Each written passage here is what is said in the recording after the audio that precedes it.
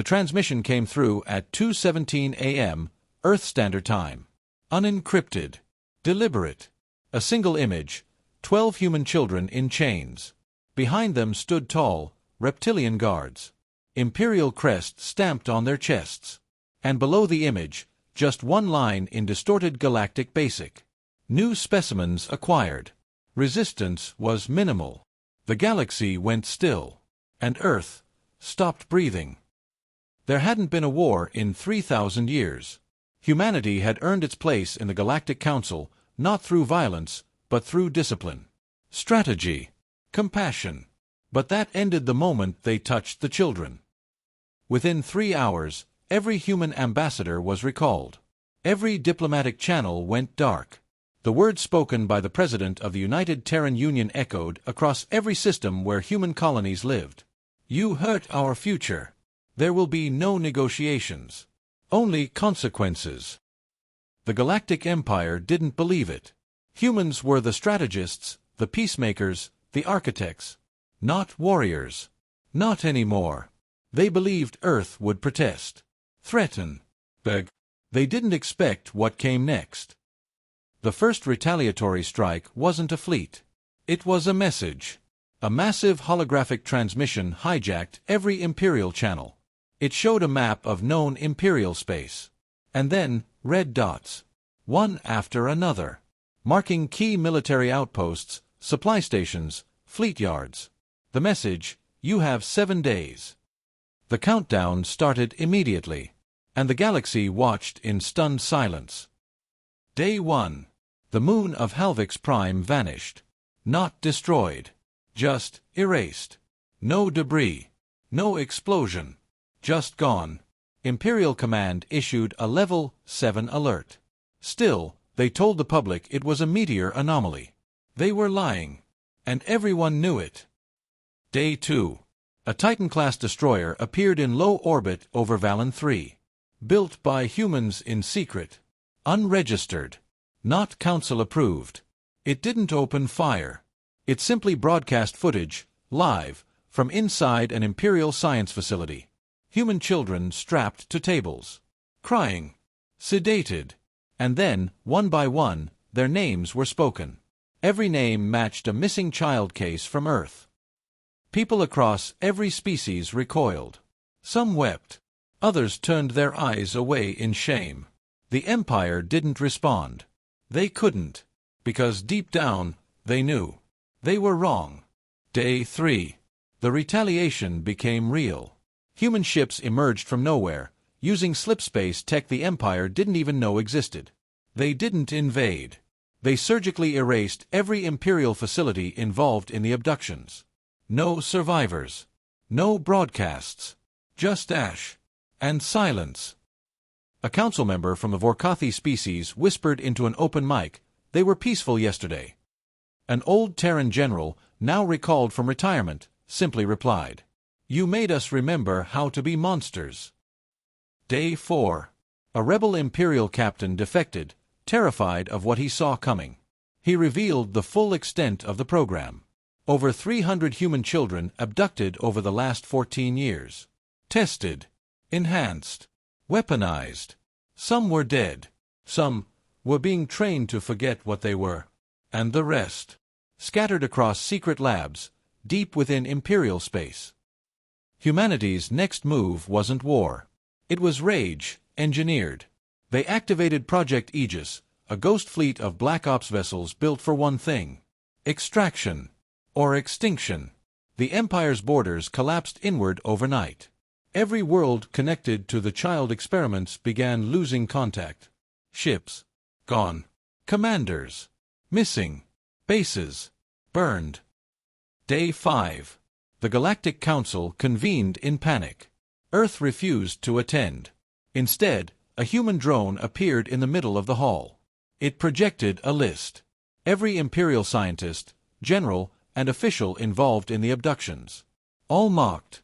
All tagged. Then the drone spoke. "You have failed to protect the innocent. We will correct that." Then it exploded, clean, contained, leaving the message seared into the chamber walls. Day 6. A signal was received on Earth. 12 children.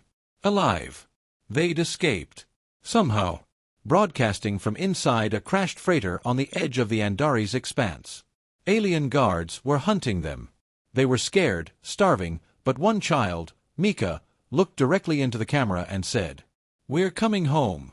We know you're coming for us." She smiled. Bruised. Bloody. Brave. And that was enough. Day 7 was never reached. Because humanity didn't wait. The rescue fleet moved like ghosts through the void. No official banners. No declarations.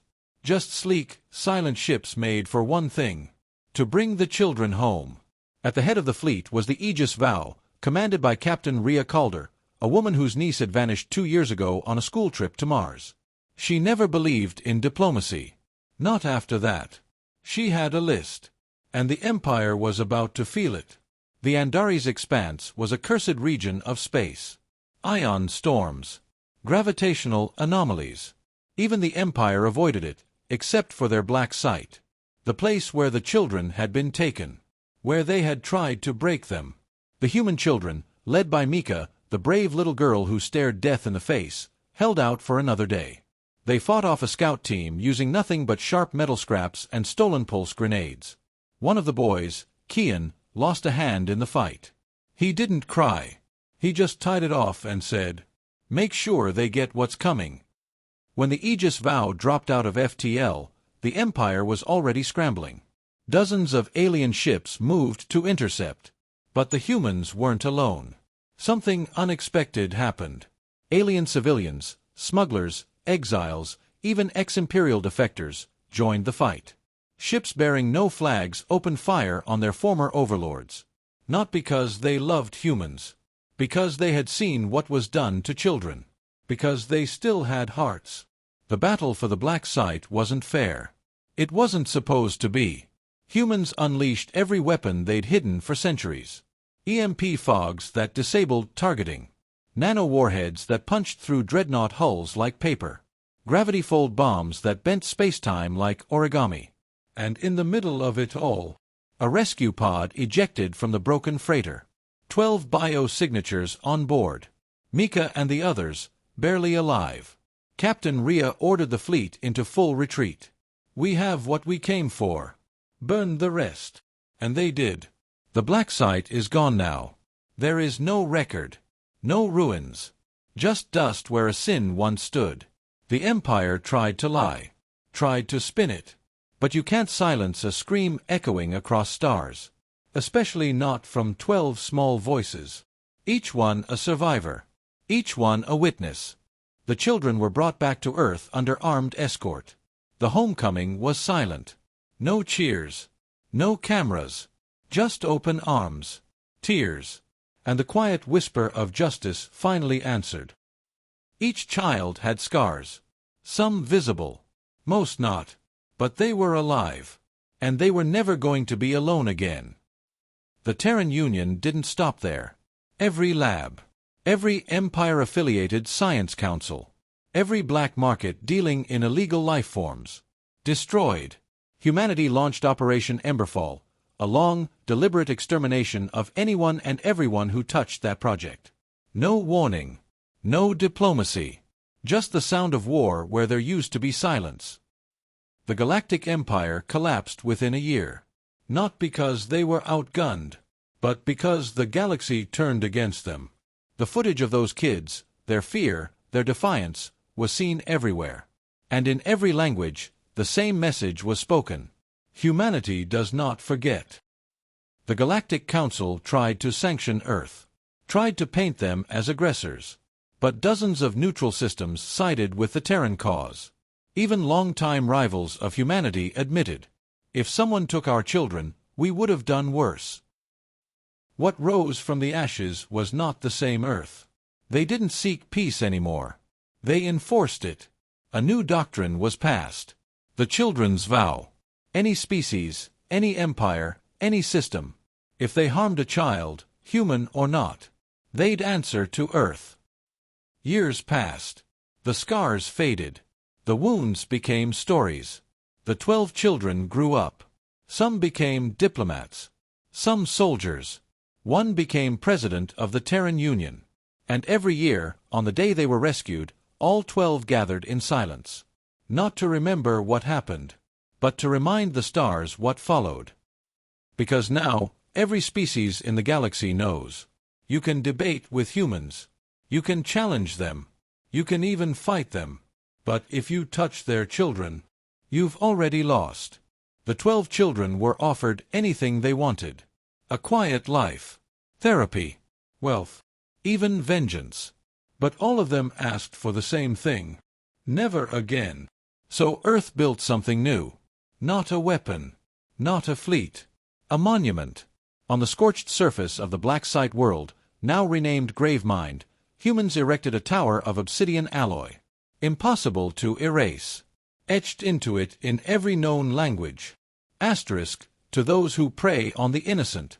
This world is a warning. The children survived. You will not. Asterisk. The tower broadcasts a signal, repeating that message every 19 seconds. Across the galaxy, smugglers, pirates, even slavers report hearing it in their dreams. No one goes near Gravemind anymore. Not even the bold. The legend spreads. The humans have ghosts now. And they protect children. 50 years later, the galaxy is at peace. Not because of unity, but because fear can be a powerful leash. But silence never lasts forever. A deep space probe returns from the edge of the galaxy with strange data. Unfamiliar tech. Massive heat signatures. Not human. Not imperial. Something watching. In the decoded fragments, one line stands out, clearly translated. They are unbroken. We were wrong to wait. Earth begins mobilizing. Quietly. Because if the children's kidnapping was the spark, this could be the fire.